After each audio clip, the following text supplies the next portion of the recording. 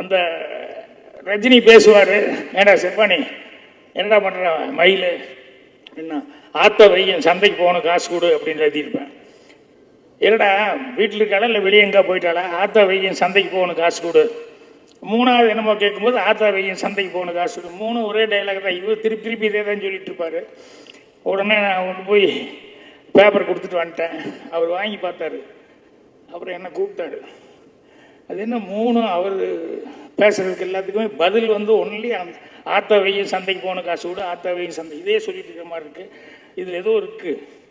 இல்லை சார் ஒவ்வொரு தடையும் ஒவ்வொரு மாதிரி. இல்லை இல்லை அது என்ன கரெக்டாக சொல்லுங்கள், நீங்கள் என்ன ஃபீல் பண்ணீங்களோ சொல்லுங்கள். ஏன்னா நான் நடிப்பேன், அப்புறம் உங்கள் டைரக்டர் என்ன உங்களை திரும்பி பார்ப்பாரு, அப்புறம் நீங்கள் கடிச்சிட்டு கீழே உமைவீங்க. கரெக்டாக சொல்லுங்கள், அது என்னன்னு சொல்லுங்கள்.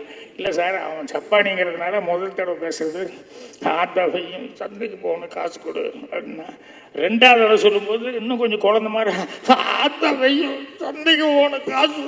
இப்படி மூணாவது தடவை அழுகிற அளவுக்கு ஆகிட்டேன் சார். இதுக்கு தான் கேட்டேன் நான். இப்போ டேக் போங்க அப்படின்னாரு. இப்போ எங்கள் டைரக்டர் அந்த இடம் வந்து நான் பேசும்போது டைரக்டர் ரொம்ப ரசிப்பார். இப்போ திரும்பி பார்த்தாரு, டேக்கணுன்னு கமல் சார் நடிச்சுன்னு அப்படியே அசந்து போய் கை தட்டினார். அப்புறம் என்னையா கரெக்டாக கேட்டார் அவங்ககிட்ட. என்ன ஆமாம் சார் கூப்பிட்டு தனியாக கேட்டார் அப்படின்னு. அதான் நடிகைங்கிறது எவ்வளோ பர்ஃபெக்டாக பிடிச்சிருக்கோம். ஸோ அந்த கமல் அவர்கள் வந்து அந்த படத்தில் நடிக்கிற ஒவ்வொரு இடத்துலையும் அது அந்த ஆத்தா வந்து ஆடு வளர்த்துச்சு, கோழி வளர்த்துச்சு, ஆனால் நாய் வளர்த்துற மயில்.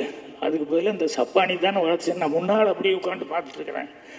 கரெக்டாக அதுக்கு பதிலாக இந்த சப்பானி தானே வளர்த்துச்சு அப்படிங்கும்போது அந்த ரெண்டு கண்ணையும் டக்குன்னு டியர் சொல்றது எனக்கு அப்படியே உடம்புல எல்லாம் முடியெல்லாம் அப்படியே எந்திரிச்சிருச்சு. ஸோ அந்த அளவுக்கு பர்ஃபார்மன்ஸ் கொடுத்தேன்.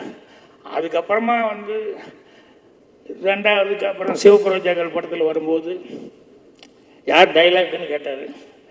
அப்புறம் இந்த வாயராஜன் அப்படின்னு ஒன்று இவரா அப்படின்னு அப்புறம் கமல் தனியாக கூப்பிட்டு எங்கள் டைரக்டர் பாரதி எழுதி வச்சுக்கோங்க, இந்த ஆள் சினிமாவில் பெருசாக ஏதோ ஒன்று பண்ண போகிறான், எனக்கு நம்பிக்கை இருக்கு, இந்த ஆள் நான் ஆரம்பத்துலேருந்தே கவனிச்சுட்டு இருக்கேன் அப்படின்னு சொல்லி சொன்னார். அதுக்கப்புறம் டைலாக்ஸ் எல்லாம் படித்து பார்த்துட்டு ரொம்ப நல்லா இருக்கு அப்படின்னு. என்னென்னா எனக்கு ஒரே ஒரு டைரக்டர் தான் வேலை பார்த்தேன். அந்த டைரக்டர் எனக்கு இருக்கிறத வந்து அப்ரிசியேட் பண்ணி இது நல்லா இருக்கே அப்படின்னு சொல்லிட்டு எனக்கு அங்கீகாரம் கொடுத்து என்னை தூக்கி உள்ள அப்படின்னு சொன்னோம்னா இன்றைக்கி இந்த இடத்துல நான் அப்படி இருக்க முடியாது.